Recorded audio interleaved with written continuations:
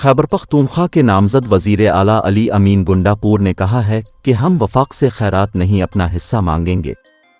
Peshawar high court के बाहर media से गुफ्तगू करते हुए पीटीआई रहनुमा और खैबर पख्तूनख्वा के नामजद अली अमीन गुंडापुर ने कहा कि साडा हक़ है रखिए मेरा नारा है, हम वफाक से खैरात नहीं अपना हिस्सा मांगेंगे।